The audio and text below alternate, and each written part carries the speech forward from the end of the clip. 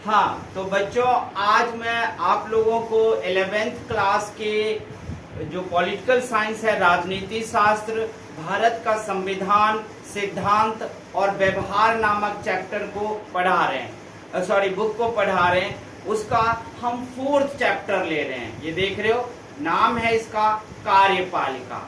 अब कार्यपालिका वर्ड आते ही आपको क्या समझ में आता है?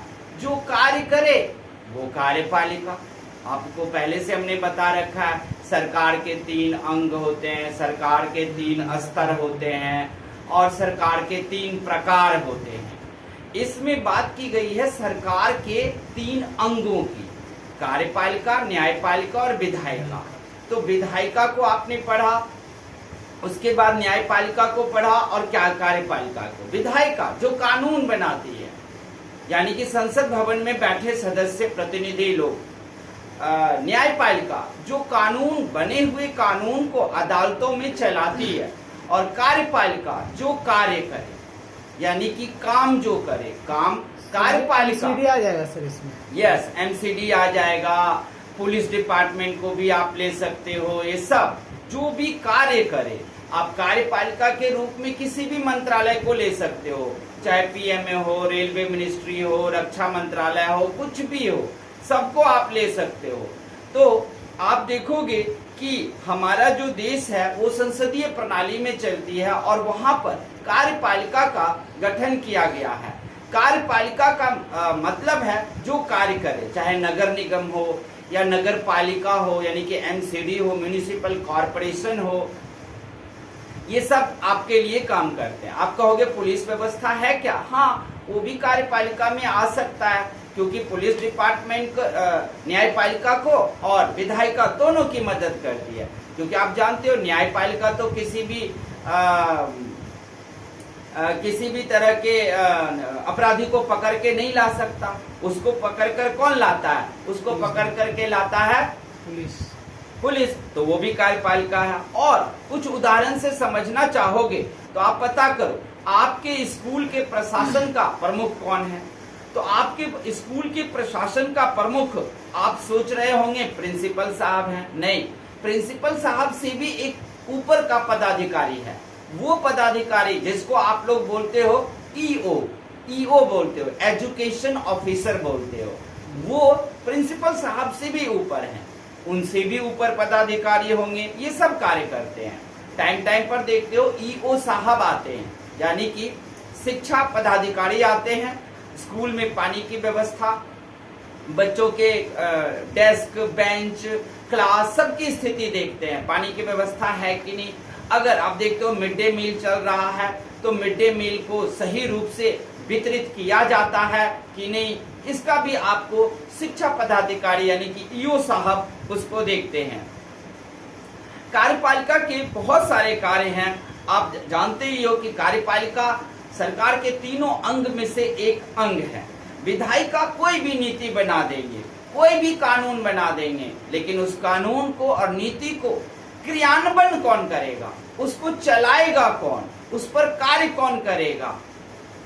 एक विधायिका ने एक रूल तैयार किया, मिड डे मील देंगे, दिया जाए, एक कानून तैयार कर दिया, पास भी कर दिया, लेकिन मिड डे मील को देने का काम कौन करेगा? वहां तो कानून बनाना संसद भवन विधायिका ने बना दिया, लेकिन उसको कौन देगा, बांटेगा कौन, खाना बनाएगा कौन? ये सब कार्यपालिका के अंदर आ जाती है। कार्यपालिका को देखने के लिए आपको सबसे पहले सरकार को समझना पड़ेगा। तो क्या कहें, सरकार को भी कार्यपालिका कहें? हाँ, सरकार को भी कार्यपालिका कह सकते हैं। क्या विदेश मंत्रालय हमारे, आप दिल्ली में हो तो दिल्ली में देखोगे सभी मंत्रालय के अपने अपने बिल्डिंग हैं, जैसे कि रक्षा मंत्रालय है, विदेश मंत्रालय है, ये सब हैं। अब कार्यपालिका को समझने के लिए सरकार को समझना होगा, क्योंकि हम सरकार को भी कार्यपालिका कह सकते हैं और कहते ही हैं। तो सरकार यहाँ पर में अगर देखा जाए तो 3 तरह के होते हैं, वो हम पढ़ चुके हैं, जैसे कि लोकतंत्र, राजतंत्र और तानाशाही। लेकिन यहाँ पर सरकार अगर कार्यपालिका है तो सरकार को सरकार के तौर पर अगर आप पढ़ते हो तो आप तानाशाही, राजतंत्र, लोकतंत्र पढ़ोगे। लेकिन अगर सरकार को आपने कार्यपालिका मान लिया, तो कार्यपालिका मान लिया, तब आपके पास तीन तरह के, इस कार्यपालिका भी तीन तरह का हो जाएगा। वो है कौन सा, आप देख लो, संसदीय, अर्धअध्यक्षात्मक और अध्यक्षात्मक। संसदीय, भारत में संसदीय प्रणाली है, जहां पर में लोकतंत्र में लोग अपने प्रतिनिधि चुनेंगे और फिर वो जाकर के सरकार चलाएंगे, सरकार बनाएंगे। दूसरा है अर्धअध्यक्षात्मक।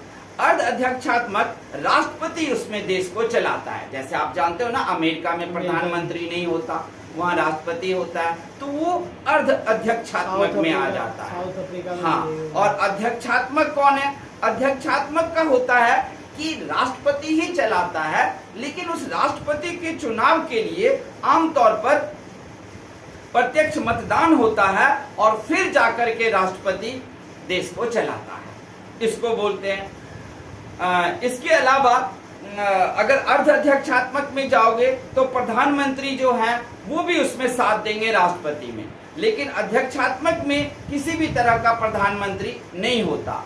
अमेरिका पूरी तरीके से अध्यक्षात्मक में है, और अर्धअध्यक्षात्मक में अगर लोगे तो जहां पर प्रधानमंत्री भी हो और राष्ट्रपति भी हो वहां लेंगे। श्रीलंका को ले सकते हो। श्रीलंका जो है वो अध्यक्षात्मक का एक बढ़िया उदाहरण है।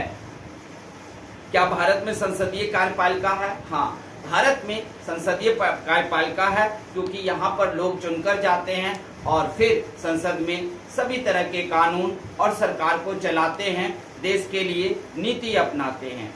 और सबसे बड़ी बात कि हमारे संसदीय प्रणाली में भी राष्ट्रपति हैं, लेकिन राष्ट्रपति प्रधानमंत्री के सलाह से ही चलेंगे। ऐसा आपको अनुच्छेद, संविधान के अनुच्छेद 74 के 1 में लिखा गया है कि राष्ट्रपति को सहायता और सलाह देने के लिए मंत्रिपरिषद होगी और उस मंत्रिपरिषद का मुखिया प्रधानमंत्री होगा। प्रधानमंत्री किसी भी वक्त, रात हो, कभी भी बिना अपॉइंटमेंट के राष्ट्रपति से मिल सकते हैं, लेकिन मंत्रिपरिषद के अन्य मंत्री बिना अपॉइंटमेंट के नहीं मिल सकते हैं। तो आप कह सकते हो संसदीय प्रणाली में राष्ट्रपति होते हैं, लेकिन राष्ट्रपति जो भी कार्य करेंगे वो प्रधानमंत्री के सलाह से करेंगे। लेकिन वहीं पर में अगर आप अमेरिका चले जाओ तो वहाँ अध्यक्षात्मक प्रणाली है, राष्ट्रपति सीधे फैसला लेते हैं हमें क्या करना है। लेकिन अगर आप श्रीलंका चले जाओ तो वहाँ पर अर्ध अध्यक्षात्मक मिलेंगे, जहाँ पर में राष्ट्रपति भी है, प्रधानमंत्री भी है, दोनों ही को अपने अपने अधिकार दिए गए हैं। तख्ता पलट होने के बाद भी अभी भी है।